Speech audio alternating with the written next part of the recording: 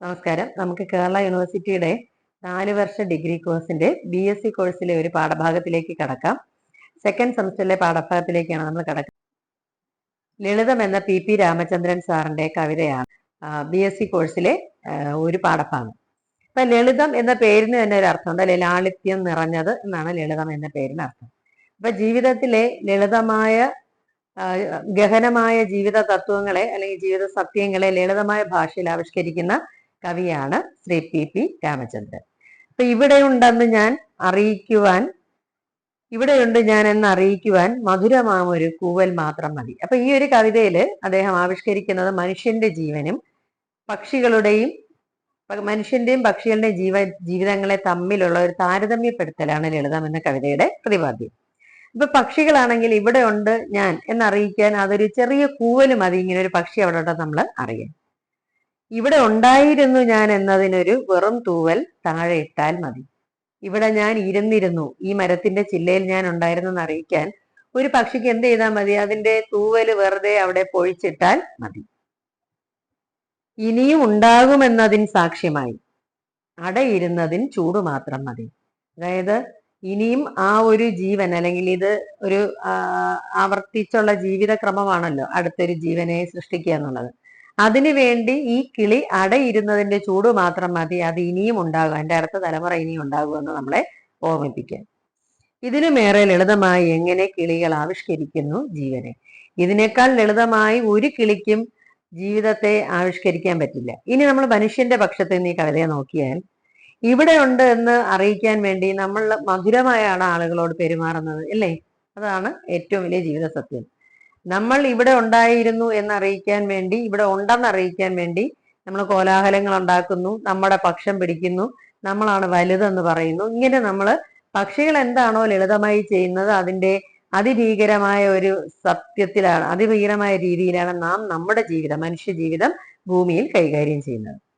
അപ്പൊ പക്ഷിയാണെങ്കിൽ ഇവിടെ ഉണ്ടായിരുന്നു എന്നുള്ളതിന്റെ അടയാളമായിട്ട് ഒരു തൂവല് മാത്രം താഴെ ഇട്ടിട്ട് പോകും. നമ്മളാണെങ്കിലോ, നമ്മൾ പോകുമ്പോൾ ഇവിടെ ഉണ്ടായിരുന്നു, അതായത് നമ്മളിപ്പോ ഇവിടെ വിട്ടു പോവുകയാണെങ്കിലും മരിച്ചു പോവുകയാണെങ്കിലും നമ്മൾ ഇവിടെ ഉണ്ടായിരുന്നു എന്ന് അറിയിക്കാൻ വേണ്ടി നമ്മുടെ ജീവിതം അവസാനിക്കുന്നതിന് മുമ്പ് വേണ്ടാത്ത ഒരുപാട് കാര്യങ്ങൾ ചെയ്തിട്ടുണ്ടാവും. അപ്പൊ നമ്മൾ മരിച്ചു പോയി കഴിഞ്ഞാൽ ആളുകൾ നമ്മൾ ചെയ്ത വേണ്ടാത്ത കാര്യങ്ങളെ കുറിച്ച് ഓർത്തായിരിക്കും നമ്മളെ ഓർക്കുന്നത്. അപ്പൊ ലളിതമായി ജീവിക്കുക എന്നുള്ള ഒരു സത്യത്തിലേക്ക് നമ്മളെ വിരൽ ചൂണ്ടുന്നതാണ് ഈ കവിത. ഇനി ഇവിടെ ഉണ്ടായിരുന്നു എന്നതിന്റെ സാക്ഷ്യമായിട്ട് കിളികൾ എന്ത് ചെയ്യുന്നു? അടയിരുന്നതിന്റെ ചൂടേ കിളികൾക്കുള്ളൂ. നമ്മളാണെങ്കിലോ, ഇപ്പൊ മനുഷ്യ ജീവിതത്തിലും കല്യാണം, പ്രസവം, കുട്ടികളെ വളർത്തൽ, ഇതൊക്കെ നമ്മൾ ശബ്ദായമാനമായ അന്തരീക്ഷത്തിൽ ചെയ്യുന്നു. ഇപ്പൊ നമ്മളിവിടെ ഉണ്ടായിരുന്നു എന്നതിന്റെ അടയാളമായിട്ട് പക്ഷികളാണെങ്കിൽ അതിന്റെ അടയിരുന്നതിന്റെ ചൂടേ ഉള്ളൂ. നമ്മളിവിടെ ആണെങ്കിലോ പ്രസവം നാട്ടുകാരെ മുഴുവൻ അറിയിക്കുന്നു. ഇപ്പോഴത്തെ രീതിയിലാണ് ഫോട്ടോഷൂട്ട്, മഞ്ഞൾ കല്യാണം, ഇങ്ങനെയുള്ള നിരവധി ചടങ്ങുകൾ കൂടെ നാട്ടുകാരെ മൊത്തം അറിയിക്കുന്നു ഞാൻ പ്രസവിക്കാൻ പോകുന്നെന്ന്. പിന്നെ അതിന്റെ ഒരു സാക്ഷ്യമായിട്ട് കുട്ടിയുടെ നൂലുകെട്ടായി, പിന്നെ അതിന്റെ ചടങ്ങുകളായി, ബർത്ത്ഡേ ആയി. പക്ഷെ ഇതൊന്നും ഇല്ലാതെയും ജീവിക്കാൻ മനുഷ്യന് കഴിയും എന്നുള്ളൊരു ഓർമ്മപ്പെടുത്തലുകൂടെയാണ് ഈ കവിത. അപ്പൊ ഇതിന് ലളിതമായിട്ട് കിളികൾക്ക് ഒരിക്കലും അവരുടെ ജീവിതത്തെ ആവിഷ്കരിക്കാൻ പറ്റില്ല. അവരുടെ ജീവിതം, അപ്പൊ നമ്മൾ ചെയ്യുന്ന എല്ലാ കാര്യങ്ങളും, അവരും കുഞ്ഞുങ്ങളെ അടയിരുന്ന് വിരിയിച്ച് വളർത്തുന്നു, അവരും കുടുംബജീവിതം നയിക്കുന്നു, അവരും ഈ ഭൂമിയിൽ ജീവിക്കുന്നു, നമ്മളും ഇതൊക്കെ ചെയ്യുന്നുണ്ട്. ഇതെല്ലാം നമ്മൾ എല്ലാവരെയും അറിയിച്ചുകൊണ്ടും നമ്മൾ എല്ലാവർക്കും ഒരു ശല്യമായി കൊണ്ട് നമ്മൾ ജീവിക്കുമ്പോൾ ഇതൊക്കെ ചെയ്യുന്ന കിളികൾ വളരെ ലളിതമായി, വളരെ നിശബ്ദമായി, വളരെ